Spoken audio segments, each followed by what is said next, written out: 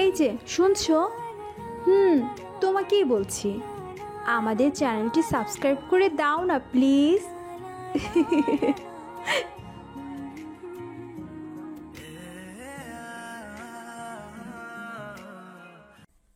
দলে দলে সবাই স্টেডিয়ামে ঢুকছে। আজকে স্টেডিয়ামে কনসার্ট হবে। দেশের সবচেয়ে জনপ্রিয় রকস্টার এসআই আজকে তার দল নিয়ে স্টেডিয়াম মাঠে কনসার্ট করবে। পুরো দেশ জুড়ে এসআইয়ের লাখ লাখ ভক্ত, ছেলে হোক কিংবা মেয়ে, তার গান শুনতে সবাই হুমড়ি খেয়ে পড়ে। তাই তো মাত্র 24 ঘন্টায় বিক্রি হয়ে গিয়েছিল সব টিকিট। আয়োজকরা তো প্রচণ্ড খুশি। এসআইকে দিয়ে কনসার্ট করাতে পারলে তাদের পকেটে ভর্তি শুধু টাকা আর টাকা। কনসার্ট শুরু হবার কথা সন্ধ্যা 7টায়। এদিকে প্রায় 6:45 বেজে গিয়েছে, কিন্তু এসআইয়ের কোনো খবর নেই। আয়োজকরা চিন্তিত। এই হয়েছে এক সমস্যা। ফেমাস হয়ে গেলে মানুষের আর সময় জ্ঞান থাকে না। আর 15 মিনিটের মধ্যে কনসার্ট শুরু হবে, কিন্তু নবাব গায়কের কোনো খবর পর্যন্ত নেই। এমন করে কি চলবে? আমিও তো কিছু বুঝতে পারছি না কি করব। এদিকে সবাই তো অপেক্ষা করছে, সব অডিয়েন্স পর্যন্ত চলে এসেছে। এত বড় আয়োজন, এসআই সময় মতো না আসলে দর্শক আমাদের জুতা পেটা করবে। আপনারা ওনাকে কল দিয়েছেন? ওনার পিএ কিছু জানালো? কল তো দিয়ে যাচ্ছি, কিন্তু কল তো কেউ ধরছে না। এই প্রোগ্রাম ঠিক মতো না হলে আমার মাথায় হাত পড়বে। বারবার চেষ্টা করুন কলে, নিশ্চয় একবার তো ধরবে। তখনই বাহিরে একটা গাড়ি স্পিডে এসে ব্রেক করলো। আয়োজকরা দৌড় এসে দেখলো রকস্টার এসআই অবশেষে এসেছে। আয়োজকদের প্রাণে এখানে পানি ফিরে এলো। আয়োজকরা দৌড়ে তার কাছে যায়। স্যার, পথে কোনো সমস্যা হয়নি তো? আপনি ঠিক আছেন? আমি ওকে। স্যার, কনসার্ট তো এখনই শুরু হবে, আপনি তাহলে আসুন। আমি ফ্রেশ হব, রেডি হব, কনসার্ট শুরু হবে তারপর। কিন্তু স্যার, সময় তো 7টা বলা হয়েছিল। আমি যখন বলবো তখনই কনসার্ট শুরু হবে, এর আগে না। গঠিক? এখানে সবাই আমাকে দেখতে এসেছে, আমার গান শুনতে এসেছে। সো আমার কথা ফাইনাল। এখন আমাকে গ্রিন রুমটা দেখান, আমি রেডি হব। আয়োজক বিরক্ত কিন্তু ভীত। জি স্যার, চলুন এই দিকে। আয়োজকরা তাদের এসআইকে গ্রিন রুমে নিয়ে যায়। মনে মনে আয়োজকরা বিরক্ত হলেও মুখে কিচ্ছু বলতে পারছিল না। এসআই দেশের সবচেয়ে বড় রকস্টার। তার এই কনসার্টের টিকিট বিক্রির টাকা দিয়ে আয়োজকরা লাখ টাকা লাভ করেছে। এসআই তাদের কাছে দুধ দেয়া গরুর মতন। এমন লাভের জিনিসের 2-4টা লাথিও খাওয়া যায়। এসআই গ্রিন রুমের ভেতরে চলে যায়। এদিকে তখন কতক্ষণ পরে সেখানে আসে এসআইয়ের পিএ রুমানা, এসআইয়ের ছোটবেলার বান্ধবী সে। এসআইয়ের সকল ডিল সেই সামলায়। সবসময় তার হাবভাব এমন যেন এসআইকে চালাচ্ছে সে। তাকে ছাড়া যেন এসআই অচল। গাড়ি থেকে নেমে হাই হিলের ঠক ঠক শব্দ করে রুমানা এগিয়ে আসতে থাকে। কাছে এসে, কি ব্যাপার, আপনারা এখানে কেন? আমরা এসআইয়ের অপেক্ষা করছিলাম। 7টায় কনসার্ট শুরু হওয়ার কথা, এখন প্রায় 7:30 বাজে। বাইরে দর্শকরা চিল্লাতে শুরু করেছে, গালিগালাজ করছে। তো করতে থাকলেই করতে দিন। এসআই বাংলাদেশের টপ রকস্টার, সে কারো সময় মতো চলে না, সবাই তার সময় মতো চলে। এই জিনিসটা দর্শকদের বলে তাদের সমস্যা হলে তারা চলে যাক, কে তাদেরকে বাধা দিয়েছে? এই বলে রুমানা হনহন করে হেঁটে চলে গেল। আয়োজকরা পেছন থেকে বিরক্তি নিয়ে তাকিয়েছিল। এসআইয়ের পিয়ের ভাব এমন যেন সে নিজেই এসআই। দেমাগে পা মাটিতে পড়ে না। একটু ফেমাস হলে মানুষকে আর মানুষ মনে করে না এই সেলিব্রিটিরা। কিন্তু মানুষরা পাত্তা না দিলে তো এত ভাব মারার কিছু থাকতো না। কিন্তু এখন ফুটানির শেষ নেই।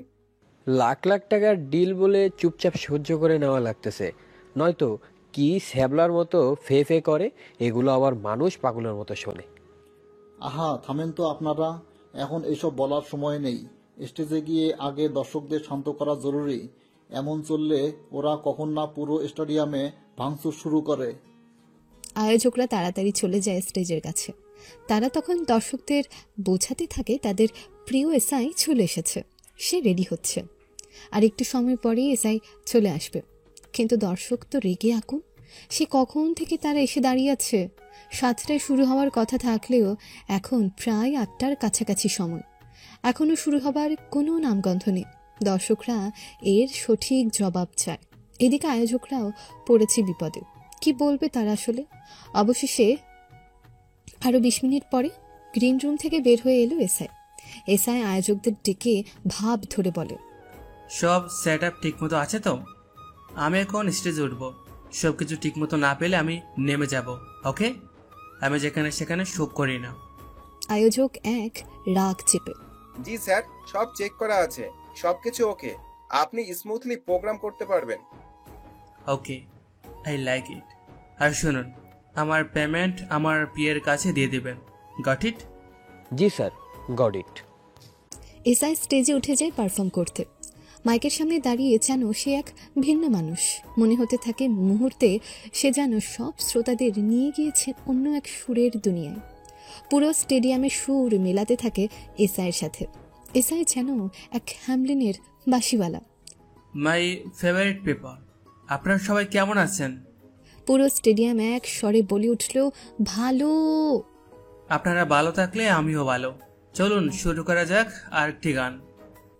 এমন করে কেটে গেল পরবর্তী 2টা ঘন্টা। সবাই যেন হারিয়ে গেল মুগ্ধতায়।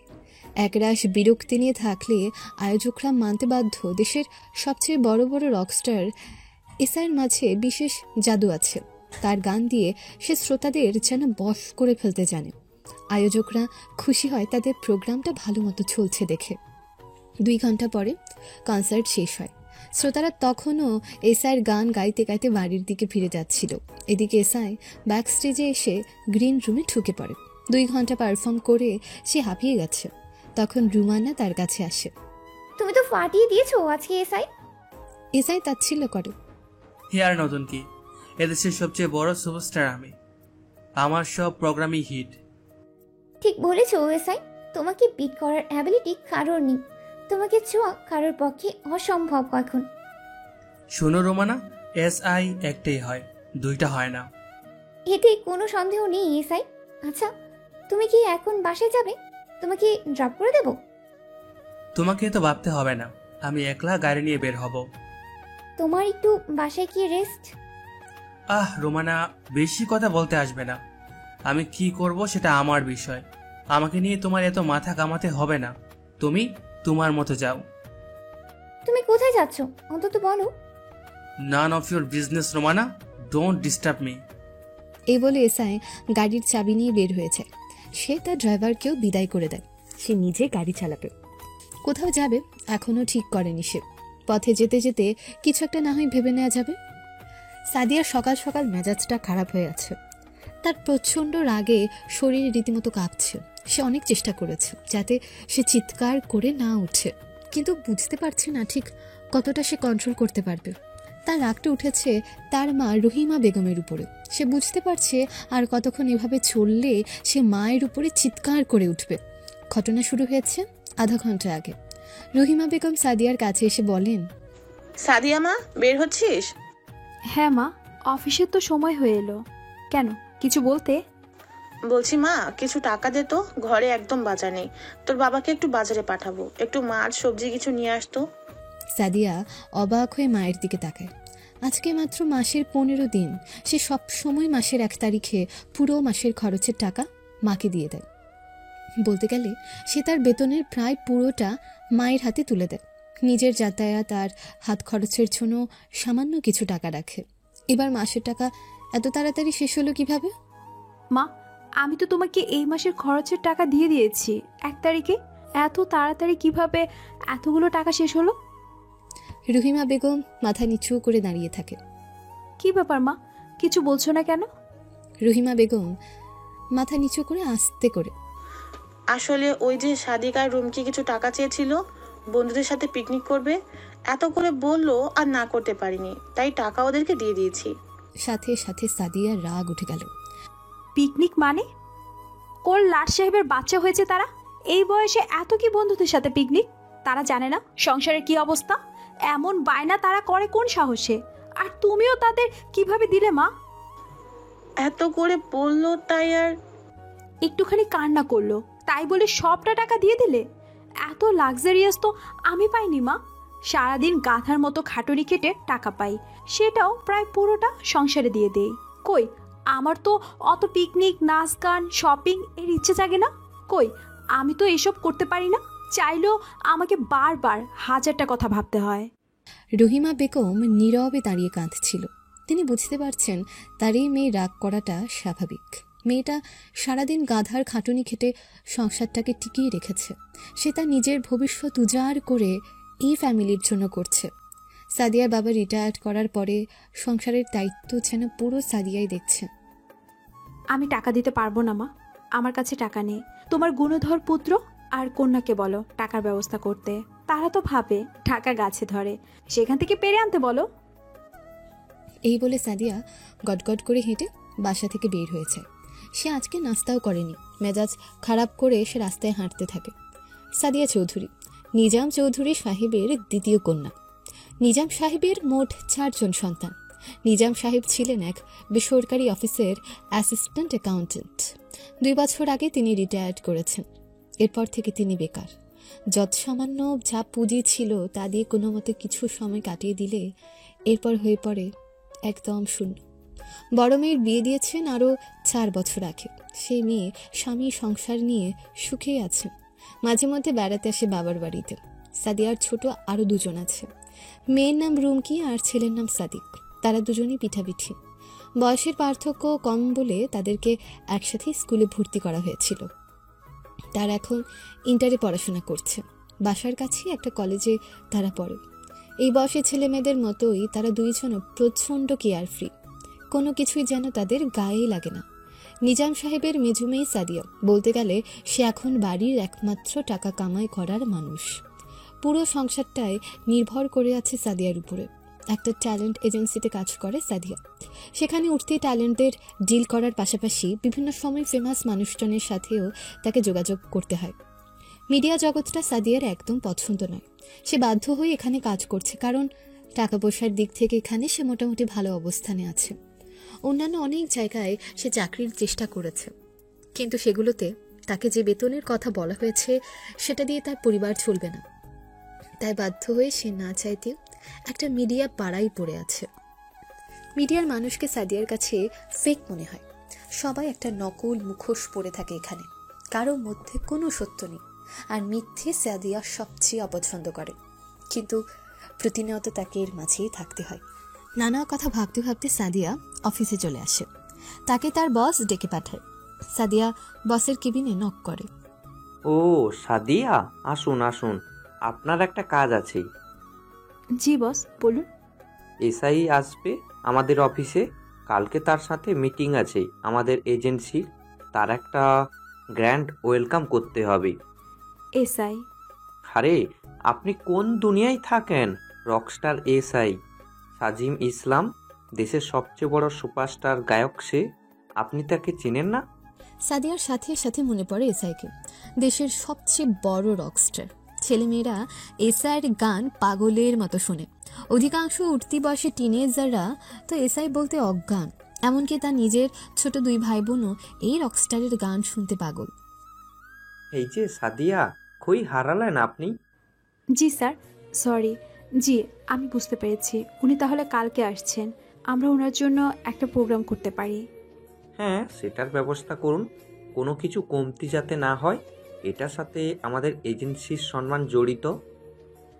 জি স্যার, অবশ্যই কোনো সমস্যা হবে না। আমি সব ব্যবস্থা করব। গুড। এখন আপনি তাহলে আসুন। আর নতুন যে কিছু ছেলেপেলে এলো তাদের বিষয়টা দেখছেন তো? জি বস, আমি সেটা দেখছি। তাদের সাথে বিভিন্ন জায়গায় কন্ট্যাক্ট করিয়ে দিচ্ছি। গুড। আচ্ছা যান, কাজ করেন। সাদিয়া বসের রুম থেকে বেরিয়ে আসে। তার অনেকগুলো কাজ জমে আছে, তার উপরে সে রকস্টারের জন্য প্রোগ্রাম করা। উফ, সব মিলিয়ে সাদিয়ার অবস্থা খারাপ হয়ে যাচ্ছে। সারাদিন সাদিয়ার অনেক খাটুনি গেল। এক দণ্ড সময় পেল না সে কিছু ভাবার। মাঝে লাঞ্চের সময়ে একটু ব্রেক বাদে সে আর একটু ব্রেক পায়নি। টানা কাজ করে যেতে হয়েছে তাকে। নতুন কিছু মুখ এসেছে এজেন্সিতে, তাদের সকল ব্যবস্থা করতে হয়েছে। পাশাপাশি পুরনো ক্লায়েন্টদের ডিল করতে হয়েছে। কালকে প্রোগ্রামেরও সব অ্যারেঞ্জমেন্ট করেছে সাদিয়া নিজে। সব কাজ শেষ করে সন্ধ্যা 7টার সময় সাদিয়া একটু নিজের চেয়ারে বসল। তখন তার মনে পড়ল সকালের কথা। প্রচণ্ড অপরাধী লাগছে নিজেকে। মায়ের সাথে ওভাবে রেগে কথা বলা একদম উচিত হয়নি। নরম মনের একজন মানুষ রহিমা বেগম। শত হলেও একজন না উনি। সন্তান কিছু চাইলে না করতে তারও খারাপ লাগে। রুমকি আর সাদিকও খুব বেশি চাই স্বভাবের নয়। তারা বোঝে অভাবের সংসার তাদের, হয়তো শখ করে একটু টাকা চেয়ে ফেলেছিল, আর রহিমা বেগমের মায়ের মন তাদের মানা করতে পারেনি। সব কিছু ভেবে সাদিয়া কতক্ষণ একলা কাঁদে। নিজেকে বড় অসহায় আর দোষী মনে হচ্ছিল তার কাছে। এই অভাবের সংসারে ভাই বোন, মা বাবার ছোটোখাটো শখ সে পূরণ করতে পারছে না। বড় বোন তার নিজের সংসার নিয়ে ব্যস্ত। সবটাই এখন সাদিয়ার উপরে। নিজেকে সাদিয়ার ব্যর্থ মানুষ মনে হয়। অনেকক্ষণ সে টেবিলে মাথা ফেলে কাঁদে। এরপর চোখ মুছে উঠে সে ঠিক করে মায়ের জন্য বাজার করে নিয়ে যাবে। একটা মুরগি আর পোলাওয়ের চাল নিয়ে যাবে। মাকে বলবে মজা করে বিরিয়ানি রান্না করতে। রহিমা বেগমের হাতের বিরিয়ানি যেন বেহেশতি কোনো খাবার। চোখ মুছে সাদিয়া বেরিয়ে পড়ে। সাদিয়া বাজারে গিয়ে মুরগি, পোলাওয়ের চাল, মাছ, সবজি, মশলাসহ সব কেনে। নিজের জমানো আলাদা কিছু টাকা থেকে সেই বাজার করে। এরপর সে বাসায় চলে আসে। মা, ও মা, কোথায় গেলে? ভেতর থেকে রহিমা বেগম বের হয়ে আসে। কি রে সাদিয়া মা, কি হলো? হুট করে এত ডাকছিস? এই নাও বাজার মা, আজকে একটু বিরিয়ানি রান্না করো মা। রহিমা বেগম চোখ কপালে তোলে। এই সর্বনাশ, এত কিছু আনলি যে? তোর টাকা তো সব শেষ হয়ে গেল। সাদিয়া মাকে জড়িয়ে ধরে। কোনো সমস্যা নেই মা, তুমি শুধু মজা করে এখন চিকেন বিরিয়ানি রান্না করো। কতদিন তোমার হাতে বিরিয়ানি খাই না। এক্ষুনি বসাচ্ছি আমার পাগল মেয়ে।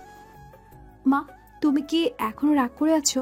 সকালে আমার অমন করে বলা উচিত হয়নি, আমাকে মাফ করে দাও। দূর বোকা, কি যে বলিস, সেসব তো আমি সেই কখন ভুলে গিয়েছি। আর তুই তো ভুল কিছু বলিসনি রে মা। সাদিয়া তার মাকে জড়িয়ে ধরে হু হু করে কেঁদে দেয়। রহিমা বেগমও সাদিয়ার মাথায় আদর করে দিয়ে কাঁদতে থাকে। সংসারের এই অবস্থা যে তারা খুব ভালো করে জানে। রহিমা বেগমের খারাপ লাগে তার এই মেয়েটা সংসারের জন্য নিজের সব কিছু দিয়ে দিচ্ছে। মেয়েটার ভবিষ্যতে যেন কি লেখা আছে। রহিমা বেগম আল্লাহর কাছে 2 হাত তুলে সাদিয়ার ভালো ভবিষ্যতের দোয়া করেন শুধু। সেদিন রাতে সাদিয়াদের বাড়িতে চমৎকার খাওয়া দাওয়া হয়। রহিমা বেগম অনেক মজার চিকেন বিরিয়ানি রান্না করেন। সবাই মিলে একসাথে তারা খেতে বসে। রহিমা, তুমি তো চমৎকার বিরিয়ানি রান্না করলে। মারহাবা, তোমাকে বুঝালে বেস্ট শেফের পুরস্কার দেওয়া উচিত। রহিমা বেগম লজ্জা পেয়ে, থাক হয়েছে, আপনি খান তো, কি সব বলেন। বাবা তো ভুল বলেনি মা, আসলে তোমাকে বেস্ট শেফের পুরস্কার দেওয়া উচিত। তোমার বিরিয়ানির কাছে ফেল। মায়ের এই বিরিয়ানি খেলে টপ শেফরা অজ্ঞান হয়ে যাবে। মায়ের রান্না একদি বন্ধুদের খাওয়াবো, ওরা তল তাজ্জব হয়ে যাবে, বাইরের খাবার ভুলে যাবে। আহা হয়েছে, সবাই এখন থাম। কি শুরু করলি? চুপচাপ খা, খাওয়ার সময় এত কথা বলতে হয় না। বহুদিন পরে সাদিয়ার পরিবারের সবাই একসাথে বসে হাসি তামাশা আনন্দ করে রাতের খাবার খাচ্ছিল। রহিমা বেগম এই দৃশ্য দেখে আনন্দে প্রায় কেঁদে দিচ্ছিল। তাদের এই বাসায় এমন দৃশ্য যে বিরল। সেদিন রাতে সাদিয়ার মাথার ভেতর তখনও ঘুরপাক খাচ্ছিল এসআই নামটা। রকস্টার সাজিম ইসলাম একজন সুপারস্টার, লাখো ভক্ত যার নামে পাগল। কিন্তু মিডিয়া জগতের মানুষদের প্রতি সাদিয়ার স্বাভাবিক বিতৃষ্ণার কারণে সে কখনো এসআই নিয়ে বিশেষ কিছু ভাবেনি। কিন্তু এখন তার বস তাকে সরাসরি এই রকস্টারের ওয়েলকামের দায়িত্ব দিয়ে দিয়েছেন। অফিস থেকে বের হবার আগে বস তাকে আবার ডেকে পাঠিয়েছিল এই বিষয়ে কথা বলতে। শুনুন সাদিয়া, আবারও বলছি, এসআই এর ঠিক মতো খেয়াল রাখবেন। এটা কিন্তু আমাদের এজেন্সির জন্য অনেক বড় একটা সুযোগ। এসআই ইন্টারন্যাশনাল প্রজেক্টের দিকে এগোতে চাইছে, আর আমরা তার ম্যানেজমেন্টের দায়িত্ব নিতে চাই। এই মিটিং আমাদের জন্য টার্নিং পয়েন্ট হতে পারে, সুতরাং তার প্রতি যেন কোনো ধরনের অবহেলা না হয়। তার প্রপারলি টেক কেয়ার করতে হবে।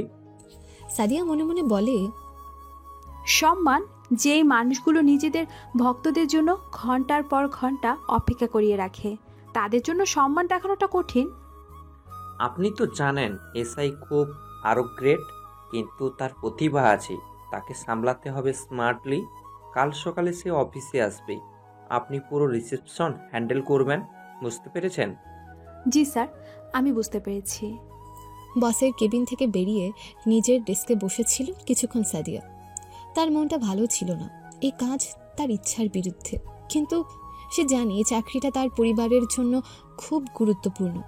এইসব ভাবতে ভাবতে সাদিয়া সেদিন রাতেই ঘুমিয়ে পড়ে। পরদিন সকাল 11টা। এজেন্সির পুরো স্টাফ প্রস্তুত। লবি সাজানো হয়েছে সুন্দর করে, রেড কার্পেট বিছানো হয়েছে, ফুলের তোড়া রাখা হয়েছে, ক্যামেরাম্যানও প্রস্তুত, কারণ এসআই আসার মুহূর্তটি ক্যাপচার করা হবে। এসআইয়ের আসার কথা সকাল 10টায়, কিন্তু সব সময়ের মতন এই রকস্টার আজকেও লেট করেছে। অফিসের সবাই ধৈর্য ধরে অপেক্ষা করছে, সবাই প্রচণ্ড বিরক্ত হচ্ছে, কিন্তু কিছু করার নেই। এদিকে সাদিয়ারও ভয়ঙ্কর মেজাজ খারাপ। তার মনে হতে থাকে এই মিডিয়া পাড়াটায় আর ভালো হবে না কখনো। ঠিক 12টা 15তে গেটের সামনে একটা কালো রঙের দামি স্পোর্টস কার এসে থামল। গাড়ির দরজা খুলতে প্রথমে নেমে এলো রুমানা, এসআইয়ের ব্যক্তিগত সহকারী। তার চোখে কালো সানগ্লাস, মুখে আত্মবিশ্বাসের চেহারা। এরপর নেমে এলো এসআই, গাঢ় নীল শার্টের উপরের বোতাম খোলা, কালো জিন্স, চোখে সানগ্লাস। সে চারপাশটা দেখে এক মুহূর্ত দাঁড়িয়ে রইল, যেন পুরো পরিবেশটা পরখ করছে। আয়োজকরা সবাই হাতে তালি দিয়ে তাকে স্বাগত জানালো, কিন্তু সাদিয়া শুধু দূর থেকে তাকিয়েছিল। এসআই ধীরে ধীরে এগিয়ে এলো, সেখানে থাকা সবার চেহারা যেন পড়ার চেষ্টা করছিল। হুট করে তার চোখ গেল সাদিয়ার দিকে। সে অবাক হয়ে বুঝতে পারল সাদিয়ার মধ্যে কোনো উচ্ছ্বাস নেই, কোনো চমক নেই। অন্য সবার মতন মুগ্ধ নয় তার দৃষ্টি, বরং একটা নির্লিপ্ততা আছে সেখানে। এমন নির্লিপ্ততা নিয়ে বহুদিন কেউ তার দিকে তাকায়নি। সাদিয়া ফুলের তোড়া এসআইয়ের হাতে দিয়ে, welcome mister SI, Holy Flower এজেন্সিতে আপনাকে স্বাগত। এই সুন্দরী নারী ওয়েলকাম করছো আমাকে? Yeah, I like it. মনে হচ্ছে রোজ রোজ এই এজেন্সিতে আসতে হবে। সাদিয়া ভয়ঙ্কর মেজাজ খারাপ হয়, তবে সে কিছু বলে না। অবশ্যই মিস্টার এসআই, আপনার যখন ইচ্ছা হবে আপনি চলে আসবেন। আমরা সর্বোচ্চ চেষ্টা করব আপনার যা প্রয়োজন তা মেটাতে।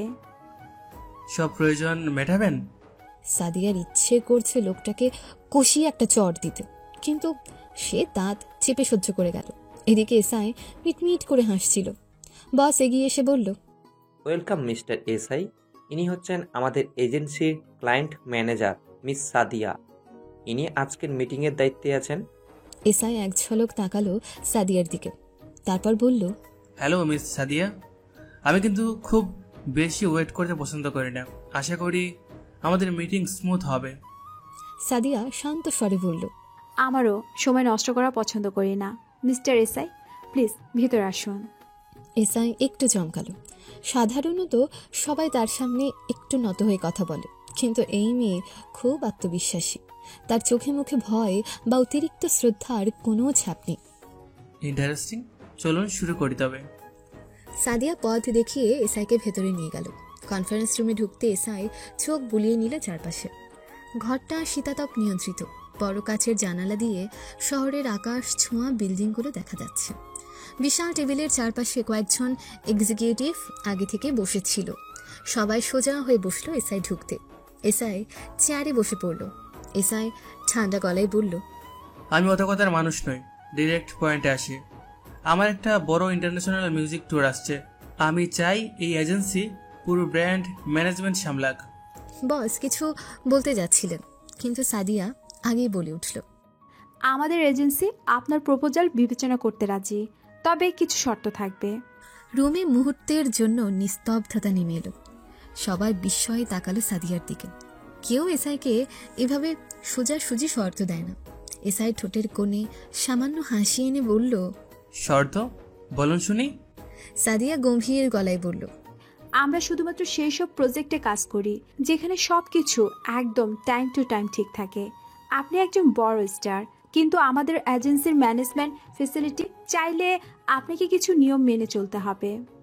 প্রথমত, সব কন্ট্যাক্ট এবং শিডিউল সময় মতো মানতে হবে। দ্বিতীয়ত, আমাদের এজেন্সি দেওয়া মিডিয়া স্টেজি আপনি নিজে ফলো করবেন। তৃতীয়ত, যে কোনো ইভেন্ট বা শো বাতিল করার আগে আমাদের সঙ্গে আলোচনা করতে হবে। রুমে সবাই নিঃশব্দ। বস অবাক হয়ে তাকিয়ে আছেন। এসআইয়ের ম্যানেজার রুমানা চোখ কুচকে তাকালো সাদিয়ার দিকে। এসআই চেয়ারটায় একটু হেলান দিয়ে বসলো।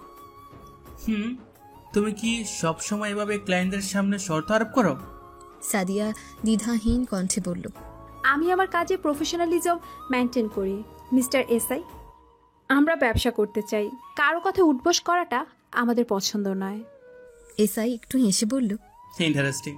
ঠিক আছে, আমি রাজি, কিন্তু আমারও শর্ত, আমি চাই পুরো ব্র্যান্ডের ম্যানেজমেন্টের দায়িত্ব তুমি নাও। আমার অন্য কারোর সঙ্গে কাজ করতে ইচ্ছা নেই। এবার বস অবাক হয়ে গেলেন। মানে কি বলছেন মিস্টার এসআই?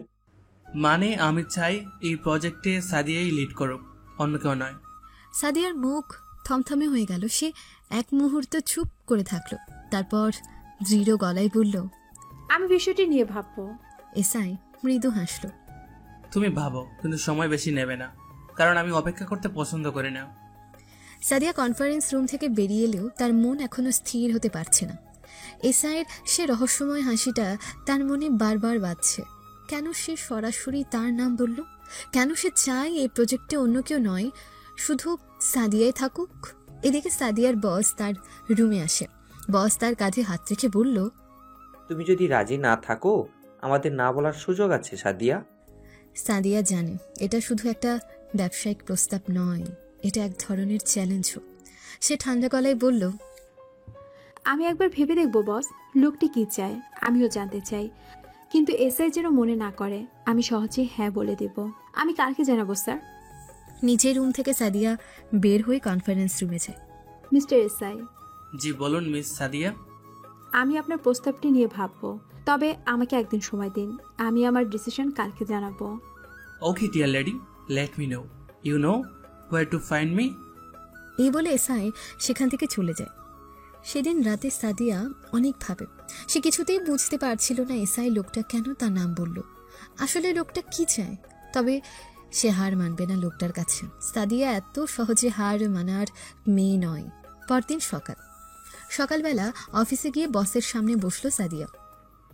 আমি রাজি বস। বস একটু চমকে তাকালেন। আপনি শিওর সাদিয়া? সাদিয়া দৃঢ় গলায় বলল, আমি চ্যালেঞ্জ নিতে ভয় পাই না বস, কিন্তু একটা কথা মাথায় রাখবেন, এই প্রজেক্টে আমি সম্পূর্ণ আমার শর্তে চলবো। বস আসলেন। সেটাই তো চাই, তাহলে এসআই কে জানিয়ে দিন। সাদিয়া ফোন বের করে এসআই নম্বরে একটা মেসেজ পাঠালো। ডিল পাক্কা মিস্টার এসআই, দেখা হবে নিশ্চয়ই দ্রুত। রকস্টারের পরিচয়। ফ্ল্যাশব্যাক। Rockstar SI. বাবা মায়ের দেয়া নামটা যদিও সাজিম ইসলাম, তবে এই নামে এখন আর কেউ তাকে ডাকে না। হয়তো অনেকে জানেই না এসআই নামের পুরো ডাকটা কি। বিশাল প্রতিপত্তি আজ এসআইয়ের। তার পুরোটা জীবন যদিও এমন ছিল না। মধ্যবিত্ত পরিবারের সন্তান ছিল এসআই। তারা ছিল 8 ভাই বোন। বাবা সামান্য একজন কেরানি ছিল, এক সরকারি অফিসে। নুন আনতে পান্তা ফুরায় এমন পরিবার থেকে এসআইয়ের উঠে আসা। যদিও তাকে দেখে এখন তা বোঝার জো নেই। খুব অল্প বয়স থেকে অবহেলা, অর্থকষ্টে, অপমানে বড় হওয়া এসআইয়ের তার মা বাড়ি বাড়ি গিয়ে কাজ করত ঝির। মাঝে মধ্যে এসআই তার মায়ের সাথে যেত। মাকে দেখতে সারাদিন এ বাড়ি ও বাড়ি ঘুরে ঘুরে কাজ করত। সে বুঝতো মায়ের প্রচণ্ড কষ্ট হচ্ছে, কিন্তু তাদের আর কোনো উপায় ছিল না। তার বাবার একার আয়ে তাদের সংসার চলতো না। একদিন, আম্মা আম্মা, তুমি প্রতিদিন এত কাজ করো, তোমার কষ্ট হয় না? না রে আব্বা, আমার কোনো কষ্ট হয় না। কাজ না করলে আমরা কি খাবো?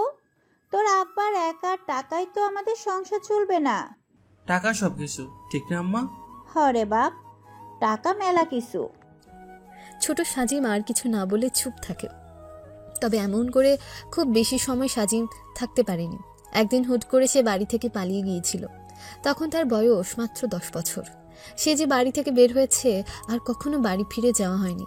বড় হতে হতে সে তার বাড়ি কিংবা বাবা মায়ের নাম সবই ভুলে গিয়েছে। তাই আর কখনো তাদের ফিরে পাওয়াও হয়নি। সাজিম ইসলাম কিংবা এসআই এটাও জানে না তার বাবা মা ভাই বোন কেউ আদৌ বেঁচে আছে কিনা। বাড়ি থেকে পালানোর পরে তার জীবনটা ছিল বেশ কঠিন। রেল স্টেশনে কুলির কাজ করে, বাসস্ট্যান্ডের পাশের টঙে চা বিক্রি করে সে তার জীবন কাটাচ্ছিল। তবে সব কিছুর মাঝে একটা বিষয় তার ছিল, তার চমৎকার গানের গলা।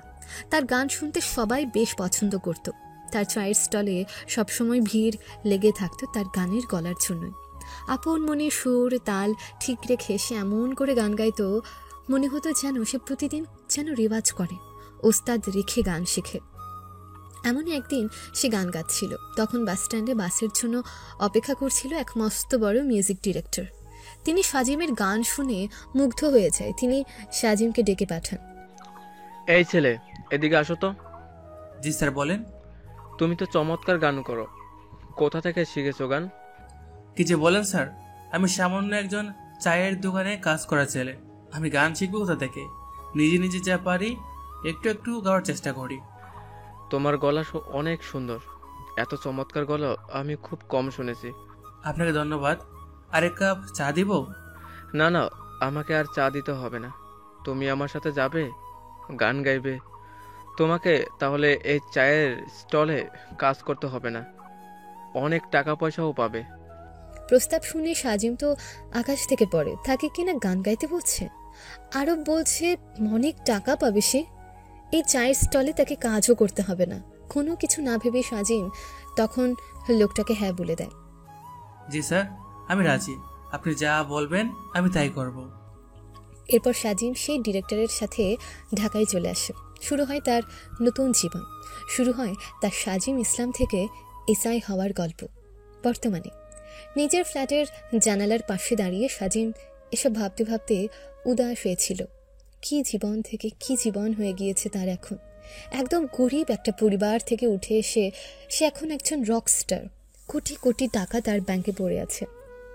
এত টাকা দিয়ে কি করবে এসআই নিজেও জানে না। মাঝে মধ্যে ভাবে বাবা মাকে খুঁজে বের করলে কেমন হয়, কিন্তু সে জানে না কিভাবে সে এটা শুরু করবে। তাই আর কিছুই করা হয় না। তখন হুট করে রুমে ঢুকে রুমানা। এসআই, তুই এখানে দাঁড়িয়ে আছিস কেন? কিছু না, এমনি। কি এত ভাবছিস বলতো? বললাম তো কিছু না। গতকালকে সেই মেয়েটাকে নিয়ে ভাবছিস নাকি? কি যে নাম, সামিয়া সাইকা? সাদিয়া? ও হ্যাঁ, সাদিয়া। যেমন থার্ড ক্লাস পজিশন তেমন থার্ড ক্লাস নাম, কিন্তু দিমাগ একদম 16 আনা। কি ভাব তার! সে তার কাজের প্রতি সিরিয়াস রোমানা। খুব সিরিয়াস একদম। তোর সামনে একটু ভাব নিলেও বুঝলি অমন কত সাদিয়া তোর বাম হাতের খেল। রোমানা, তুই কি কিছু বলতে এসেছিস নাকি শুধু শুধু? আমার আসলে কথা বলতে ভালো লাগছে না। হুট করে রুমানা এসআইয়ের একদম কাছে চলে আসে।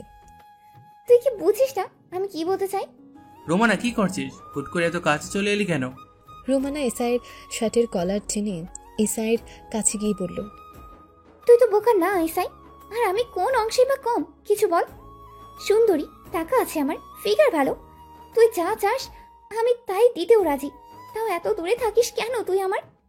সাজিম রুমানাকে ছাড়াতে চেষ্টা করে। দেখ রোমানা, আমরা বন্ধু, এর বেশি কিছুই নয়। তুই যেটা চাস আমি সেটা তোকে দিতে পারবো না। অত কিছু ভাবিস না, আমরা তো কিছু সুন্দর সময়ও কাটাতে পারি চাইলে। একান্ত আমার, কেউ জানবে না, কথা দিচ্ছি। আমি তোকে খুশি করে দেব। এটা বলে রুমানা এসআইকে চুমু খেতে চায়, কিন্তু এসআই ধাক্কা দিয়ে রুমানাকে সরিয়ে দেয়। রোমানা, তুই শুধুই আমার ভালো বন্ধু, এ বাদে কিছুই না। তুই যা সব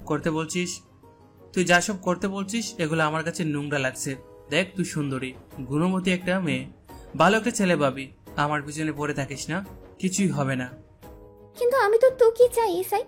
আমি তোকে ভালোবাসি, পাগলের মতো ভালোবাসি। তোকে না পেলে আমি মরেই যাব। দেখ রোমানা, পাগলামি করিস না। তুই ছোট বাচ্চা না, যা হবে না সেটা নিয়ে শুধু শুধু আশা করিস না। আমি পারবো না। এসআই তখন রুমানাকে ধাক্কা দিয়ে সরিয়ে সেখান থেকে চলে যায়। রুমানা নিজে নিজে বলে, কতদিন এভাবে আমাকে ইগনোর করে থাকবি এসআই? আমাকে তোর একসেপ্ট করতেই হবে। এত সহজে তো আমি তোকে ছেড়ে দিব না। তোকে আমি এই মন প্রাণ দিয়েই ভালোবাসি। তুই শুধুই আমার, যেভাবেই হোক তোকে আমি আমার করেই ছাড়বো। এদিকে এসআই রুমানার সামনে থেকে সরে এসে নিজের রুমে চলে আসে। সে জানে রুমানা তাকে পছন্দ করে, ভালোবাসে। সময় সময় মেয়েটা নানাভাবে তাকে তা বলেছে। আজ তো রীতিমতো বাড়াবাড়ি পর্যায়ে চলে যাচ্ছিল, কিন্তু এসআইয়ের মনে তার জন্য তেমন কোনো ফিলিংস নেই। এসআইয়ের জীবনে কোনো ভালোবাসার মানুষ নেই। কাউকে সে কখনো ভালোবাসেনি। হাজার হাজার মেয়ে তার জন্য পাগল। কাউকে সে একটু পাত্তা দিলেও মেয়েগুলো খুশিতে পাগল হয়ে যাবে, কিন্তু কখনোই তার কাউকে সেভাবে মনে ধরেনি। কাউকে দেখে তার হুট করে মনে হয়নি এই মেয়েটার জন্য সর্বস্ব দিয়ে দেয়া যায়। এমন ভাবতে ভাবতে হুট করে এসআইয়ের সাদিয়ার কথা মাথায় আসে। সাজিম মনে মনে বলে, কি ব্যাপার, আমি এই মেয়েটাকে নিয়ে কেন ভাবছি? মেয়েটা রীতিমতো আমাকে কালকে অপমান করতে চেয়েছে, কাটা কাটা জবাব দিয়েছে। আমাকে এতটাই তুচ্ছ করতে চেয়েছে যেন আমি কিছুই না। এত বড় সুপারস্টার আমি, তাও মেয়েটার মাঝে কোনো বাড়তি আগ্রহ না। কেমন শক্ত করে তাকিয়ে থাকা, নির্লিপ্ত মুখ। এসআইয়ের এসব ভাবতে ভাবতে তার সাদিয়ার মুখটার কথা মনে পড়ে। শান্ত স্নিগ্ধ একটা মুখ, সামলা তার গায়ের রং, চুলগুলো বেশ লম্বা, হাসিটা কেমন মায়া মায়া ছিল, যদিও খুব একটা হাসিনি সে। চোখগুলো খুব ধারালো, তাকালে মনে হয় বুক ছিঁড়ে বেঁধে যাবে, কিন্তু কোথায় যেন একটা মায়া আছে তার মাঝে। এই মায়া খুব গভীর, এই মায়া যেন খুব আপন। তোর কি ভাবছি আমি? এই মেয়ে আমাকে অপমান করার চেষ্টা করেছে, আমি এদিকে তার প্রতি মায়া দেখাচ্ছি। তাকে আমি শাস্তি দেব, তাকে দেখাবো এসআইকে অবহেলা করা, অপমান করার চেষ্টা করা কতটা ভুল। তাকে মনে করিয়ে দেব আমি এসআই, আমি একজন সুপারস্টার। সাদিয়ার প্রতি প্রতিশোধ নেওয়ার প্ল্যান করতে করতে এসআই নিজের ইন্টারন্যাশনাল ট্রিপের প্রস্তুতি নিতে থাকে। এই ট্রিপটা তার জন্য অনেক বড় কিছু। 3টা দেশ ঘুরে সে কনসার্ট করবে। দেশ ছাড়িয়ে বিদেশে যেতে আর কত সুনাম, এটা সে দিন দিন ভালোই টের পাচ্ছে। আজ এসআইয়ের ইন্টারন্যাশনাল ট্রিপ শুরু। সে 3টা দেশে কনসার্ট করবে। তার সাথে তার বিয়ে রুমানা যাবে, আর এজেন্সির পক্ষ থেকে যাবে সাদিয়া। এসআই বেশ এক্সাইটেড এই কনসার্ট ট্রিপটা নিয়ে। যদিও সে বহুবার এসব ফরেন ট্রিপ দিয়েছে, তাও তার কাছে প্রতিবার যেন নতুন করে ভালো লাগে সব। গানটাকে সে আসলেই প্রচণ্ড ভালোবাসে, আর তার কেন যেন মনে হচ্ছে এই ট্রিপটা তার জীবনে স্মরণীয় হয়ে থাকবে। এদিকে সাদিয়ার বাসায়। মা মা, আমার পাসপোর্ট কোথায় রাখলে? রাতেই তো আমি গুছিয়ে আমার টেবিলে রাখলাম, এখান থেকে এটা কে সরালো? আমি তো জানি না মা, আমি তো তোর কিচ্ছুতে হাত দেইনি। তাহলে কে নিল মা? আর 4 ঘন্টা পরে আমার ফ্লাইট, এখন পাসপোর্ট না পেলে আমি কিভাবে যাব? আমার মান সম্মান চাকরি সব কিছু চলে যাবে। এত ভয় পাস না মা, নিশ্চয়ই এখানেই আছে কোথাও, ভালো করে খুঁজে দেখ। দোয়া পড়তে পড়তে খুঁজে সাদিয়া আর তার মা মিলে তখন ভালো করে সাদিয়ার পাসপোর্টটা খুঁজতে থাকে। কতক্ষণ পরে সেটা টেবিলের চিপায় পাওয়া যায়। নে মা, তোর পাসপোর্ট আর টিকিট। কখন রওনা দিবি? উফ, যাক পাওয়া গেল, নয়তো আজকে আমি শেষ হয়ে যেতাম। এক্ষুনি রওনা দিব মা। ইমিগ্রেশন, আবার কাজও আছে আমার, তাড়াতাড়ি গিয়ে সব কিছু সেরে নিতে হবে। ঠিক আছে মা, তাহলে তাড়াতাড়ি বেরিয়ে পড়, তোর বাবাকেও বলে যাস। আচ্ছা মা, দোয়া করো। সাদিয়া তার বাবার সাথে দেখা করতে চায়। আমি বের হচ্ছি বাবা। আচ্ছা রে মা, তুই কোন কোন দেশে যাবি মা? ইউরোপের 3টি দেশ বাবা, ফ্রান্স, ইতালি অ্যান্ড ইংল্যান্ডে বাবা। খুব ভালো খুব ভালো। সেই সব দেশে তো ভীষণ শীত, তুই ঠিকমতো জামা কাপড় নিয়েছিস তো? হ্যাঁ বাবা, আমি সব ঠিক মতো নিয়েছি, তুমি একদম টেনশন করো না। তাও তো হয় রে টেনশন মা। সাবধানে থাকিস, আর আমাদেরকে পারলে খবর জানাস। ঠিক আছে বাবা, আমি তোমাকে খবর জানাবো। আমি আসি বাবা। বাবা মায়ের কাছ থেকে বিদায় নিয়ে সাদিয়া এয়ারপোর্টের উদ্দেশ্যে বেরিয়ে পড়ে। তার প্রথম ইন্টারন্যাশনাল ট্রিপ, তাও এসআই নামের সে অ্যারোগ্যান্ট রকস্টারের সাথে। সাদিয়া ভয়ও পাচ্ছে, আবার অনেক এক্সাইটেডও। কি জানি কি হয় এই ট্রিপে। এসআইয়ের ফ্ল্যাটে এসআই রেডি হয়ে জানলার পাশে দাঁড়িয়েছিল। তার হাতে একটা গ্লাসে করে সে একটু ড্রিঙ্ক করছে, হুইস্কি খাচ্ছে। সে সবসময় ট্রিপের আগে সে নিজের নার্ভাসনেস কাটাতে ড্রিঙ্ক করে, এটা তার বহুদিনের অভ্যাস। রুমানা নিজের এবং এসআইয়ের ট্রলি রেডি করে এনে ড্রয়িং রুমে রাখলো। এসআই চল, সবকিছু রেডি। এই তো বের হচ্ছি রুমানা। বল এসআই। আমার কেমন যেন অদ্ভুত লাগছে, মনে হচ্ছে এই ট্রিপে কিছু একটা হবে। তা তো হবে, তুই চমৎকার পারফরমেন্স দিবি এবং এরপর ধামাকা হবে। তুই ইন্টারন্যাশনাল রকস্টার হয়ে যাবি, তোর নাম টাকা আরো বাড়বে। না না, আমি সেটা বলিনি, অন্যরকম কিছু, একটু আলাদা, একটু ব্যক্তিগত। ও তাই? এই বলে রুমানা এসআইয়ের দিকে এগিয়ে আসে। তার একদম কাছাকাছি এসে বলে, তুই চাইলে তো আরো কত কিছুই করতে পারি, এখানে কিংবা বিদেশে, শুধু তো চাওয়ার অপেক্ষা ডার্লিং। সাজিম একটু সরে গিয়ে, রোমানা, তোকে আমি আগে বলেছি, এখনো বলছি, এসব কথা আমাকে বলবি না। আমি তোকে সেভাবে দেখি না। চল, আমাদের দেরি হচ্ছে, ইমিগ্রেশনের সময় লাগবে। এই বলে এসআই ঘর থেকে বের হয়েছে। কতদিন পালাবি এসআই? আমার হাতে তোকে ধরা দিতেই হবে। রুমানা আর এসআই গাড়িতে করে এয়ারপোর্ট যাচ্ছে। এসআই আজ যেন একটু বেশি অস্থির। এই অস্থিরতা আসলে কেন, কি হয়েছে তার? 1 ঘন্টা পরে তারা এয়ারপোর্টে এসে পৌঁছায়। তারা এসে দেখে সাদিয়া আগে থেকে এয়ারপোর্টে এসে দাঁড়িয়ে আছে। এসআই আর রুমানা তার দিকে এগিয়ে যায়। এয়ারপোর্টে ইমিগ্রেশনে, ঢাকা আন্তর্জাতিক বিমানবন্দর। এসআই, সাদিয়া ও রুমানা একসাথে তাদের ইন্টারন্যাশনাল কনসার্ট ট্রিপে যাচ্ছে। এসআই ঘড়ির দিকে তাকিয়ে রূঢ়ভাবে, আচ্ছা, সবার চেক ইন হয়ে গেছে তো? ইমিগ্রেশনের অল কাজ ডান। আমার সব পেপারস ঠিক আছে তো? এসব তো এজেন্সি দেখার কথা। এসব ঝামেলায় দেরি হলে আমি সহ্য করব না। সাদিয়া স্বাভাবিক গলায়, সব কাজ সময় মতো হয়েছে মিস্টার এসআই। আপনাকে কিছুর জন্য অপেক্ষা করতে হবে না, আপনার সব পেপার ওয়ার্ক ডান। এসআই ঠোঁট বাঁকিয়ে, আহা, তাতেই তো আপনার গলায় তৃপ্তির ছোঁয়া। আপনি কি দায়িত্ব নিয়ে খুশিতে নিজেকে বস মনে করছেন? সাদিয়া হালকা হাসি দিয়ে, আমি শুধু আমার কাজ করছি মিস্টার এসআই, বস হওয়ার কিছু নেই এখানে। নিজের দায়িত্ব পালন করলে কেউ বস হয়ে যায় না।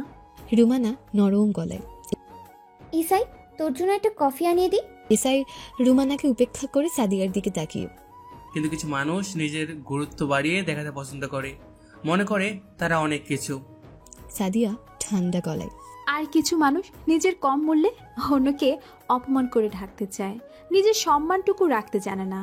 এসআই চোখ বড় বড় করে তাকায়, কিছু বলতে গিয়েও চুপ করে যান। রুমানা সাদিয়াকে বলে, শাট আপ ইউ ইডিয়েট। কাকে কি বলছো জানো?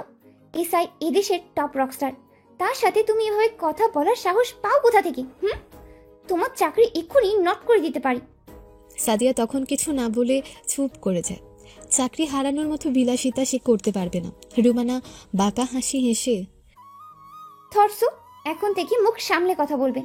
এরপর তারা তিনজন প্লেনে উঠে পড়ে। কিছুক্ষণ পর প্লেন ছেড়ে দেয়। তাদের প্রথম দেশ ফ্রান্স। ফ্রান্সে গিয়ে দুদিন পরে এসআইয়ের প্রথম কনসার্ট ছিল। কনসার্টটা ছিল বিশাল বড় একটা হলে। হাজার হাজার শ্রোতা এসেছিল তার সে কনসার্টে। একদম হিট ছিল কনসার্ট। এসআই তার গানের বিষয়ে কখনো অবহেলা করে না। সে তার ডেডিকেশন দিয়ে গান গেয়েছে। সাদিয়া তার এই ডেডিকেশন দেখে অবাক হয়। কে বলবে এই লোক পার্সোনাল লাইফে এতটা এরোগেন্ট, এতটা কেয়ারলেস। নিজের ফ্যাশনের প্রতি তার প্রচুর ডেডিকেশন আছে। এর একটুও যদি তার পার্সোনাল লাইফে থাকতো তাহলে চমৎকার একজন মানুষ বলা যেত তাকে। এভাবে কেটে যায় কয়েকটা দিন। ফ্রান্সের প্রোগ্রাম শেষ করে এরপর এসআই যায় ইতালিতে। সেখানেও সে 3 দিন 3টা প্রোগ্রাম করে। তার সবচেয়ে শেষ প্রোগ্রাম ছিল ইংল্যান্ডে। ইংল্যান্ডে একদিন সাদিয়া হোটেলের লবিতে দাঁড়িয়ে তার বাড়িতে কথা বলছিল। হ্যাঁ মা, বাবা, আমি ঠিক আছি। আমাকে নিয়ে প্লিজ তোমরা টেনশন করো না। টেনশন করতে মানা করলে কি আর টেনশন কমে মা? তুই কত দূরের দেশে, তুই ঠিক আছিস তো? আমি একদম ঠিক আছি মা। তুই কিন্তু একদম শীতের কাপড় ছাড়া বের হবি না, ঠান্ডার দেশ।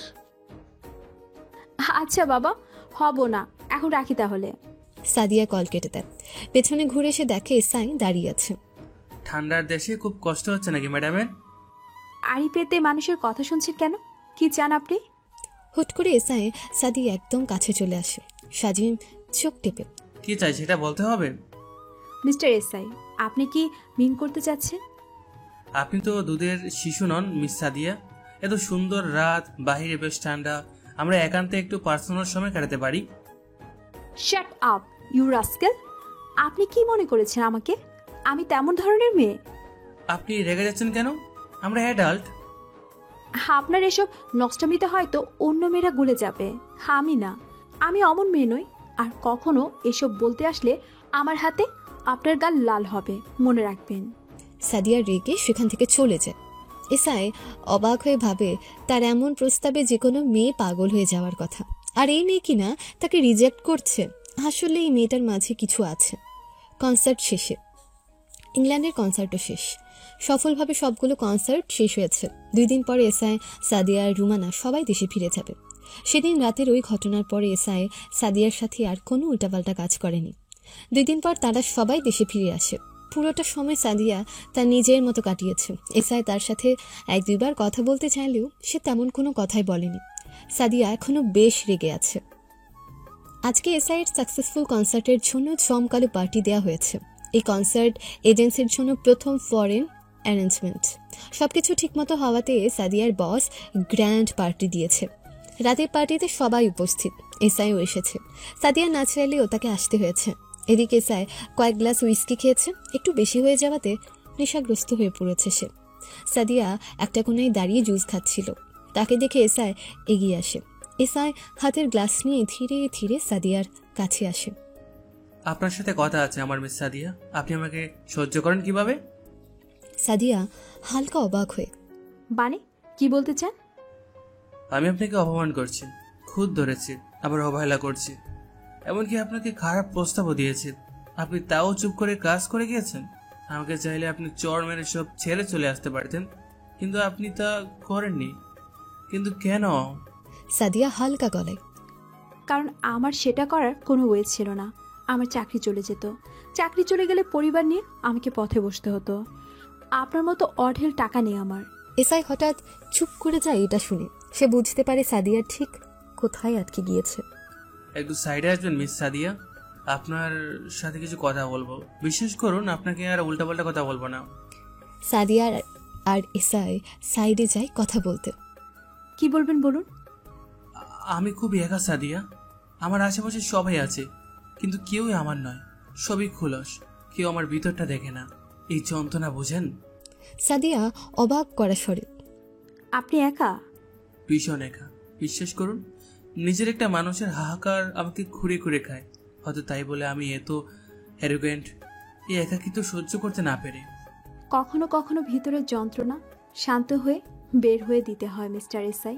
অ্যারোগেন্ট হয়ে নয়, কিন্তু কাউকে পাশে চাইলে তাকে আঘাত নয়, আশ্রয় দিতে হয়। এসআই চোখে জল নিয়ে, আপনি আপনি অন্যরকম। আপনি আর সবার মতো না। সাদিয়ার মুখে হালকা হাসি। সবাই আলাদা মিস্টার এসআই, আর এটাই তো ভালো। পৃথিবীতে সবাই যদি একরকম হতো তাহলে বিষয়টা পাঁচি হয়ে যেত না। আমি আপনার হাতটা ধরতে পারি মিস সাদিয়া? না মিস্টার এসআই, আপনার সে অধিকার নেই। আপনি আমাকে পছন্দ করেন না কেন? আপনার মাঝে পছন্দ করার মতো কিছু খুঁজে পাইনি তাই। আমার সাথে সময় কাটাতে পারলে যে কোনো মেয়ে খুশিতে রাজি হয়ে যেত। আমি তেমন মেয়ে নই। তুমি এই ফেম, টাকা পয়সা, গ্ল্যামারাস জীবন পছন্দ করো না? আমি তোমাকে সব দিতে পারি। মিস্টার এসআই, জীবনটা শুধু টাকার উপরে চলে না। জীবনে আরও অনেক কিছু প্রয়োজন হয়, আর সবচেয়ে বেশি প্রয়োজন হয় একজন ভালো মানুষের। আমি টাকার জন্য লোভী না। আমি এমন একটা মানুষকে আমার সাথে চাই যার জীবনে টাকাটাই সব নয়, যে মানুষকে ভালোবাসতে জানে, সম্মান করতে জানে, যার কাছে জীবনের সুন্দর মুহূর্ত বেশি গুরুত্বপূর্ণ। সাদিয়া এই কথা বলে চলে যায়। এই মেয়েটার মাঝে কি আছে? বারবার সে আমাকে রিজেক্ট করছে, তাও বারবার তার প্রতি আমার এত টান কাজ করছে কেন? রুমের এক সাইড থেকে সব কিছু দেখছিল রুমানা। সে এসআইকে এভাবে সাদিয়ার সাথে কথা বলতে দেখে প্রচণ্ড হিংসা করতে থাকে সাদিয়াকে। এসআই সাদিয়াকে এত গুরুত্ব দিচ্ছে কেন? ও তো শুধু একজন এজেন্সির চাকর মাত্র। কি আছে ওই মেয়ের মাঝে? আমার দিকে সে ফিরেই তাকায় না, আর এই মেয়ের প্রতি তার এত টান। পরদিন এসআইয়ের বাসায় আসে। গুড মর্নিং ডার্লিং, ঘুম ভাঙলো? ও রুমানা, তুই? Good morning. কাল খুব ড্রিঙ্কস করলি দেখলাম। হ্যাঁ, একটু বেশি হয়ে গেল। ওই সাদিয়ার সাথেই কথা বলছিলি দেখলাম। চোখ টিপে, কিছু করলি নাকি? রোমানা, সাদিয়া অমন মেয়ে নয়, তাকে নিয়ে এমন কথা বলবি না আর। ও বাবা, কি বললাম? সাদিয়া ভদ্র একটা মেয়ে, তাকে নিয়ে এসব নোংরা কথা বলবি না, আমি মানা করে দিলাম। এসআই উঠে ওয়াশরুমে ফ্রেশ হতে যায়। এদিকে রুমানা রাগে কাঁপতে থাকে। খুব দরদ তোর এই মেয়ের প্রতি। আমাকে তোর চোখে লাগে না? এই মেয়ের জন্য আমাকে অপমান করলি। আমি এই মেয়েকে দেখে নিব। এসআই বুঝতে পারছে সে সাদিয়ার প্রতি দুর্বল হয়ে গিয়েছে, তবে সে এটাও জানে সাদিয়া তাকে পাত্তা দেবে না। সাদিয়া তাকে পছন্দ করে না। তার কাছে এসআই একটা বকে যাওয়া লম্পট টাকার পাগল রকস্টার। এর বেশি সে তাকে কিছুই মনে করে না। এসআই বুঝতে পারে সাদিয়ার কাছাকাছি যেতে হলে তাকে তার পরিচয় বদলাতে হবে, কিন্তু সেটা কিভাবে? এসআই কল দেয় তার এক মেকআপ আর্টিস্ট বন্ধুকে। মামা, কি অবস্থা? কিরে মামা, তুই কল দিলি? রকস্টার এসআই আমাকে মনে পড়লো কেমনি? সূর্য আজ কোন আকাশে? আরে মামা রাখ, মজা নিস না, কাজ আছে। সেটা তো বুঝছি, আয় স্টুডিওতে চলে আয়। এসআই তার বন্ধু রাফির স্টুডিওতেও যায়। এরপর সে সবটা তাকে খুলে বলে, সাথে তার প্ল্যানটাও বলে। বুঝেছি মামা। আরে এমন মেকআপ দেবো আমি, তুই নিজে নিজেকে চিনতে পারবি না। পুরাই রাবনে বানা দিয়া জরির মতন হবে ব্যাপারটা। অনুষ্কা শর্মা যেমন শাহরুখকে চিনি নাই, তোর সাদিয়াও তোরে চিনব না। এই জন্যই তো তোর কাছে আসা বন্ধু, তুই আমার ভরসা। পরদিন সকালবেলা লোকাল বাস চলছে ঢাকা শহরের ব্যস্ত রাস্তায়। পুরো বাসে মানুষ ভর্তি। নির্দিষ্ট জায়গা থেকে সাদিয়াও বাসে ওঠে। রকস্টার এসআই যে এখন নাদিম নাম নিয়ে গরিব টোকায় সেজেছে, বাসের এক কোনায় দাঁড়িয়ে থাকে। তার চেহারা একদম পরিবর্তিত, কালি ঝুলি মাখানো, চোখে মুখে চিন্তা, যেন সে নিজের অবস্থান ভুলে গেছে। সে আগে থেকে লোক লাগিয়ে সাদিয়ার বাসের রুট জেনে নিয়েছে। সকাল থেকে সাদিয়াকে ফলো করে তাই সে এই বাসে উঠেছে। নাদিম সেজে রকস্টার এসআই নিজে থেকে ভাবছে, এটা ঠিক, সাদিয়া যদি আমাকে শুধু আমার আসল পরিচয় দেখে সে কখনো আমাকে পছন্দ করবে না, এমনকি আমাকে বন্ধু হিসেবেও দেখবে না। তবে আজ আমি অন্যভাবে চেষ্টা করব। এদিকে সাদিয়া বসে তার পার্স খুঁজতে থাকে। পার্সটা খুঁজে না পেয়ে সে কিছুটা অস্থির হয়ে পড়ে। কোথায় গেল? আমি তো নিশ্চিত ছিলাম পার্সটা আমি ব্যাগে নিয়েছি। এখন আমি কি করব? ভাড়া কিভাবে দিব? বারবার সাদিয়া ব্যাগ দেখে, পকেটে হাত দেয়, কিন্তু পার্সটা কোথাও নেই। এই আফা, ভাড়া দেন। ভাই, আমি পার্স ভুলে বাসায় রেখে এসেছি, আমার কাছে তো ভাড়া হবে না।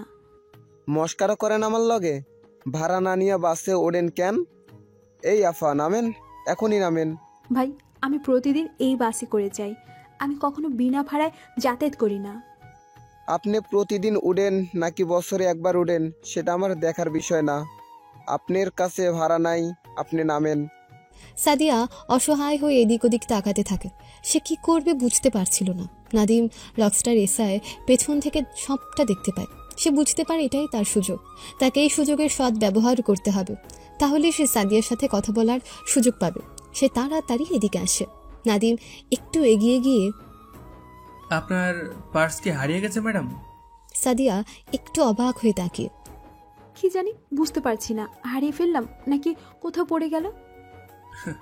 আপনি চিন্তা করবেন না, আপনার ভাড়াটা আমি দিয়ে দিই। আপনি কোথায় যাবেন? না না, আপনি কেন আমার ভাড়া দিবেন? আপনাকে তো আমি চিনি না। চিনেন না? পরিচয় না হয়ে যাবে। এখন আগে আপনার ভাড়াটা দেওয়াটা জরুরি, পরে না হয় আমাকে আপনি ফেরত দিয়ে দিলেন। সাদিয়া চিন্তা করতে থাকে। এদিকে হেল্পার বারবার তাড়া দিতে থাকে। শেষ পর্যন্ত নিরাশ হয়ে সাদিয়া নাদিমকে বলে, আচ্ছা, আপনি যদি এখন টাকাটা দিতে পারেন তাহলে আমার অনেক উপকার হয়, আমি আপনাকে পরে টাকাটা ফিরিয়ে দিব। নাদিম অবিলম্বে টাকা বের করে সাদিয়ার দিকে এগিয়ে দেয়। এই নেবেন? আমি যদি একটা মানুষকে সাহায্য করতে পারি তাতে কিছু তো ক্ষতি নেই। অনেক ধন্যবাদ, আপনি খুবই সাহায্য করেছেন। আপনি না থাকলে আমাকে এখন বাস থেকে নেমে যেতে হতো। নাদিম হালকা হাসে, সাদিয়ার দিকে মৃদু চোখে তাকিয়ে। সাদিয়া হেল্পারকে ভাড়া দিয়ে দেয়। কতক্ষণ পরে সাদিয়ার পাশে সিট খালি হলে সে নাদিমকে তার পাশে বসতে বলে। তাদের মধ্যে হালকা কথাবার্তা হয়। ও, আপনার নামটাই তো জানা হলো না। আমার নাম সাদিয়া। আমার নাম নাদিম। ঢাকাতেই থাকেন? ও না, আমি ঢাকাতে নতুন এসেছি, এখানে কাউকে চিনি না, একেবারে একা। চাকরি করতে এসেছি গ্রাম থেকে। সাদিয়া অবাক হয়ে তাকায়। ও, তাহলে আপনি এখানে নতুন? কোথায় থাকেন? এখনো কোনো স্থায়ী জায়গা পেলাম না, তবে কোথাও না কোথাও একটা থাকার জায়গা নিশ্চয়ই পেয়ে যাবো আশা করছি। আপনি একদম একা এসেছেন, তাহলে এই বিশাল শহরে কিভাবে আছেন? অনেক সময় খুব একা লাগে, তবে আশেপাশে কিছু ভালো মানুষও পেয়েছি, আজ যেমন আপনি। কি যে বলেন না, কতটুকুই না চিনলেন আমাকে। যতটা দেখলাম ততটা অন্তত বলতে পারি আপনি চমৎকার মানুষ। সাদিয়া কথা ঘুরিয়ে, হ্যাঁ, কিছু ভালো মানুষ অবশ্যই পাওয়া যায়, সব জায়গাতেই ভালো খারাপ মিলিয়ে থাকে মানুষ। দুজনের মধ্যে আলাপ চলতে থাকে। সাদিয়া ও নাদিম একে অপরকে নিজের কথা বলতে থাকে। সাদিয়া অনুভব করে নাদিম তার মতো একজন সাধারণ মানুষ, যার কোনো বড় পরিচয় নেই, তবে সত্যিই ভালো একজন মানুষ মনে হয়। তাহলে আপনি কি কাজ খুঁজছেন? সাধারণ যে কোনো কাজ হলেই হবে, হয়তো ছোটখাটো কোনো চাকরি কিংবা যে কোনো কাজ হলেই চলে যেত। দিন শেষে নিজের চলার টাকাটা হলেই আমার হবে। আচ্ছা, আপনি চেষ্টা করতে থাকুন, কেউ না কেউ আপনাকে একটা সুযোগ দেবে, আপনি চেষ্টা ছাড়বেন না। নাদিম মনে মনে ভাবছে, এখনো কিছুটা দূরত্ব আছে, কিন্তু আজকের আলাপ আমাদের পরিচয়টা বন্ধুত্বের দিকে নিয়ে যাবে আশা করি। ধন্যবাদ। আপনি যদি কোথাও আমাকে একটু সাহায্য করতে পারেন তবে খুব উপকার হবে আমার। এটা কোনো ব্যাপারই না, আপনি যদি সত্যি সাহায্য চান তাহলে আমি নিশ্চয়ই করব। আপনি আজকে আমাকে সাহায্য করলেন, আপনার জন্য কিছু করতে পারলে আমার অনেক ভালো লাগবে। এভাবে সাদিয়া আর নাদিম একে অপরের সাথে গল্প করতে থাকে। সাদিয়ার গন্তব্যে পৌঁছানোর আগ পর্যন্ত তারা একে অপরের গল্প শুনে হাসে এবং মনে মনে একটু একটু করে বন্ধু হতে থাকে। বাস সাদিয়ার অফিসের কাছে পৌঁছে যায়। সাদিয়া তার নাম্বার দেয় নাদিমকে এবং তাকে বিদায় জানিয়ে বাস থেকে নেমে পড়ে। আজকে তাহলে আসি নাদিম, আপনাকে আবারও ধন্যবাদ। অনেক ভালো থাকবেন, যোগাযোগ করবেন, আবার কথা হবে। আপনিও ভালো থাকবেন সাদিয়া, দেখা হবে আবার। সাদিয়া নেমে গেলে একটু পরে নাদিমও একটু পরে বাস থেকে নেমে পড়ে। এরপর সে সোজা চলে আসে রাফির স্টুডিওতে। মেকআপ উঠিয়ে সে সোফায় বসে মনে মনে ভাবতে থাকে, আমার পরিচয় বদলে আমি সত্যি তাকে একটু হলেও নিজের দিকে টেনে এনেছি। তবে এখন শুরু হবে আসল চ্যালেঞ্জ। কি মামা, কেমন দিলা? থ্যাঙ্কস মামা, নাদিম হিসেবে তো আমি সাদিয়ার কাছে একদম হিট। বলেছিলাম মামা, কেউ তোরে চিনবো না। কি চাস তুই বল? আরে বেটা, তুই আমার বন্ধু, বন্ধুর কাছে বন্ধুই আসে। একদিন ভাবির সাথে পরিচয় করিয়ে দিস। ভাবি? অবশ্যই দিব বন্ধু, আগে তোর ভাবি আমাকে মেনে নি। রাফি আর এসআই গল্প করতে থাকে। এসআই স্টুডিওর জানালা দিয়ে বাহিরে তাকিয়ে ভাবে, তোমার প্রতি মুগ্ধতা শুধু বাড়ছে সাদিয়া।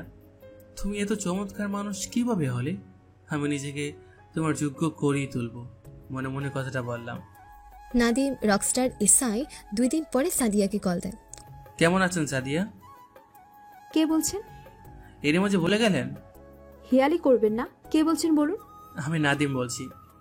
ও হ্যাঁ নাদিম, আপনি? সরি, নাম্বারটা সেভ করা হয়নি। কেমন আছেন বলুন। সত্যি বলতে বেশ জামালে আছি, চাকরি নিয়ে টেনশন আছি, কিছুই পাচ্ছি না। বুঝতেই তো পারছেন এই শহরে চাকরি ছাড়া টিকে থাকা বড় কঠিন। জি আমার মনে আছে। আচ্ছা, আপনি কি কখনো ট্যালেন্ট এজেন্সিতে কাজ করেছেন? না, আমার আসলে কখনো সেখানে কাজ করা হয়নি। আমার পরিচিত একটা ট্যালেন্ট এজেন্সি আছে, আপনি চাইলে আমি তাদের সাথে যোগাযোগ করতে পারি। এই কাজটা করলে আমার অনেক হেল্প হয়, প্লিজ সাদিয়া আমাকে সাহায্য করুন। ওকে আমি দেখছি। কয়েকদিন পর সাদিয়া এভারগ্রিন ট্যালেন্ট এজেন্সিতে কথা বলে। সেখানে ইন্টার্ন হিসেবে কয়েকজন লোক নিচ্ছিল।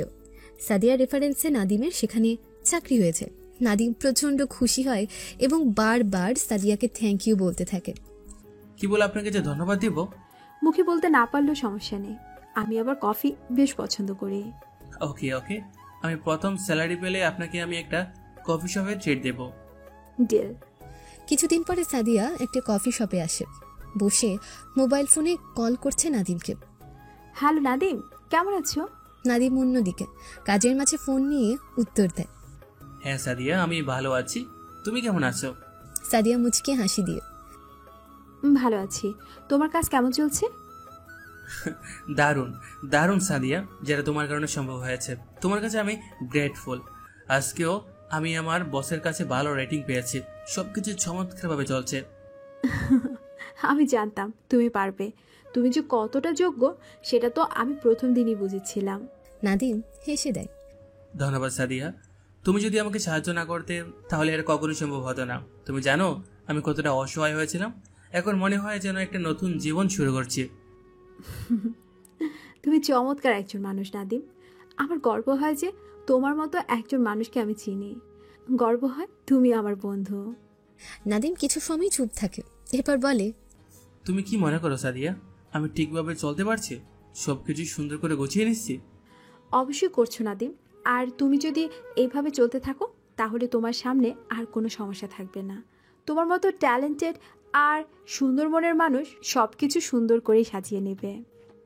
Thank you Sadia. You are welcome my friend. আজ দেখা হবে অফিস শেষে? তাহলে চলে এসো আমার অফিসে, আজকে একটু বের হতে যাবো আমরা। ওকে, রাখলাম। তারা ফোনে একে অপরকে হাসি দিয়ে কথা শেষ করে। পরের দিন সাদিয়া অফিস থেকে বের হয়ে রিকশায় ওঠে। নাদিম তখন অফিসে থাকলেও তাদের আবারও কথা হয় মোবাইলে। আজকের দিনটা কেমন ছিল? নাদিম চুপচাপ কিছুক্ষণ ভাবতে থাকে।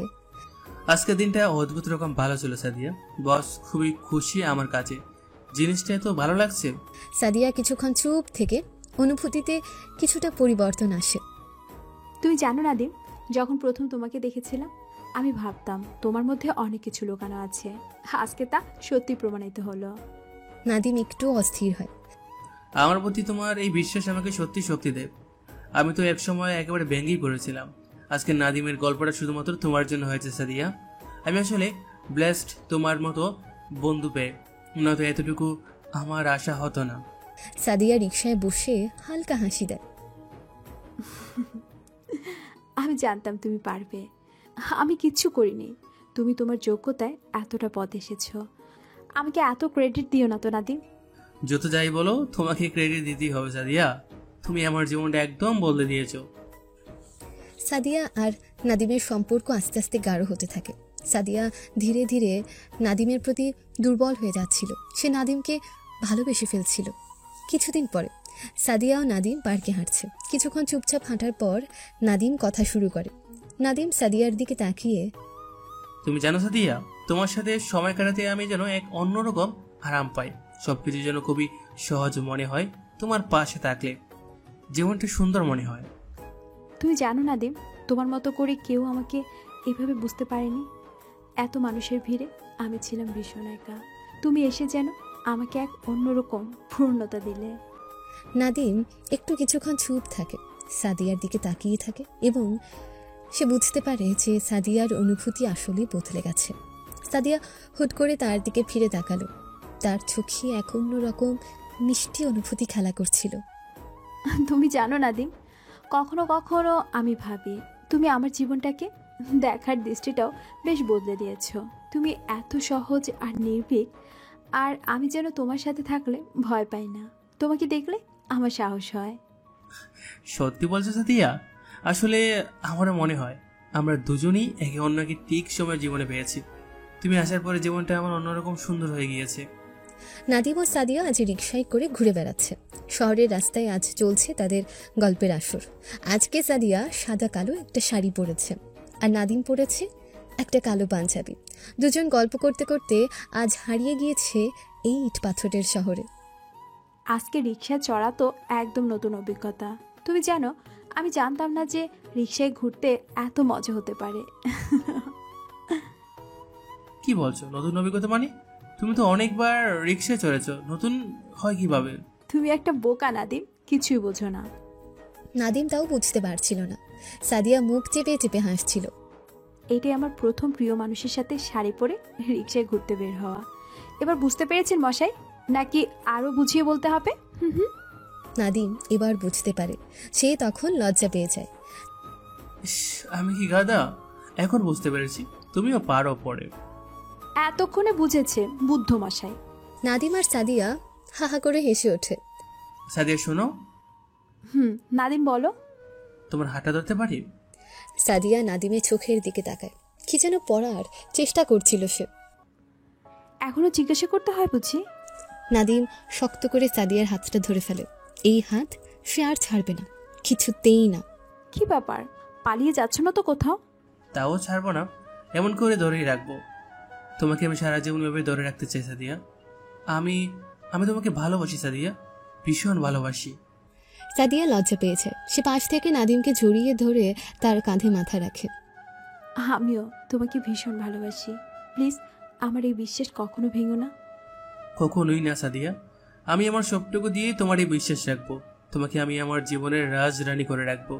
তুমি দেখো, আমাদের ছোট্ট একটা সংসার হবে। তোমার হাত ধরে আমি এই স্বপ্নগুলো পূরণ করতে চাই। তোমাকে আঁকড়ে ধরে আমি বাঁচতে চাই। আমাদের একটা ছোট্ট সংসার চাই। তোমার জন্য পুরো দুনিয়া হাজির করবো ম্যাডাম। হয়েছে হয়েছে, একদম দুনিয়া হাজির করবে, দেখবনি খুব। কথা দিলাম সাদিয়া। সাদিয়া মিষ্টি করে হেসে নাদিমকে জড়িয়ে ধরে বসে থাকে। চমৎকার এক বিকেল ছিল সেটা। পৃথিবীর সব সৌন্দর্য যেন আর সাদিয়া নাদিমের জন্য ডানা মেলে দিয়েছে। সন্ধ্যার সময় এসআই রুমানার অফিসে বসে আছে। রুমানা তার ডেস্কে বসেছিল। তার মেজাজ প্রচণ্ড খারাপ। গত কিছুদিন টানা এসআই একদম গায়েব ছিল। বহু কষ্টে সে আজকে এসআইকে খুঁজে পেয়েছে। অনেকগুলো কল দেওয়ার পরে এসআই আজকে রুমানার অফিসে এসেছে। রুমানার রাগে গজগজ করতে করতে বলল, কি হচ্ছে এসব এসআই? আমি কি ভুল শুনছি নাকি সত্য? তুমি এসব কি করছো? তখন রুমানার চোখের সামনে বসা এসআইয়ের মধ্যে এক ধরনের অস্বস্তি আর অস্থিরতা ফুটে ওঠে। রুমানার মনে হয় কিছুদিন আগেও তো সব কিছুই স্বাভাবিক ছিল, কিন্তু আজকাল এসআই আগের মতো নেই। তার সব কিছু কেমন বদলে গিয়েছে। আগে যে এসআইকে আমি চিনতাম, সে কোথায় হারিয়ে গিয়েছে? তোমার কনসার্টগুলো কেমন করে একে একে কমে যাচ্ছে। তুমি কোথায় থাকো, কি করো, আমি কিছুই জানার সুযোগই পাচ্ছি না। এভাবে করে তুমি ইন্ডাস্ট্রিতে টিকে থাকতে পারবে কিভাবে? ওসব নিয়ে আমি আর মাথা ঘামাই না রোমানা, যা হবার হোক। কিন্তু আমি তো মাথা ঘামাই এসআই, আমাকে মাথা ঘামাতে হয়। তুমি নিজের সব কিছু ছেড়ে কোথায় হারিয়ে যাচ্ছ? দিনকে দিন তুমি ঘরে ফিরে আসোই না, তোমাকে কলে পাওয়াই যায় না, তোমার ফোন বন্ধ থাকে, কারোর কাছে তোমার কোনো ইনফরমেশনই নেই। তুমি আমার বিয়ে রোমানা, ওয়াইফ নো। তোমার এত খবরের কি দরকার? নিজের টেবিল থেকে রুমানা উঠে এসে এসআইয়ের কাছে বসে বলে, তোমার ওয়াইফই তো হতে চাই জান, তুমি তো রাজি হচ্ছ না। তুমি চাইলে আমি যে কোনো সময় তোমাকে কবুল বলে ফেলবো। তুমি কি আমাকে কাছে চাও না? রুমানা এসআইয়ের কাছে আসার চেষ্টা করে। পাগলামি করো না তো রোমানা, তোমার এসব এখন মাত্রা ছাড়াচ্ছে, লিমিটে দেখো। কি করবো বলো এসআই? তোমাকে দেখলে যে আমার লিমিট থাকেই না, আমি সব হুঁশ জ্ঞান হারিয়ে ফেলি।